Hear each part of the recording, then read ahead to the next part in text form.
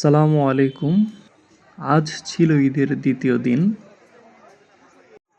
ঢাকার ব্যস্ততা যেন আজ একটু ফাঁকা।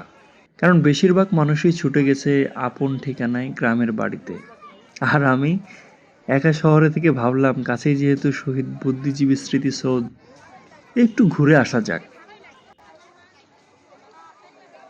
গিয়ে দেখি মানুষের ঢল, শত মানুষের কোলাহলে জায়গাটা যেন এক উৎসব মুখর মেলায় পরিণত হয়েছে। ছোট ছোট বাচ্চাদের খেলার দোকান, আইসক্রিমের ভ্যান, মুখরোচক খাবারের স্টল, সব মিলিয়ে এক রঙিন পরিবেশ। কেউ পরিবার নিয়ে হাঁটছে, কেউ ব্যস্ত সেলফিতে, আবার কেউ ভিডিও করে মুহূর্তগুলো ধরে রাখছে। এই আনন্দের ভিড়ের পাশেই রয়েছে নীরবতার আরেক জগৎ,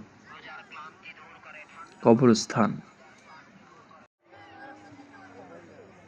সেদিকে তাকাতেই হঠাৎ করেই মনটা একটু থমকে গেল। কোলাহল আর নীরবতার এই অদ্ভুত সহাবস্থান যেন জীবনকে নতুন করে ভাবতে শেখায়। ভালো লাগা আর ক্লান্তি দুটো নিয়েই শেষ পর্যন্ত মাগরিবের আগেই ফিরে এলাম।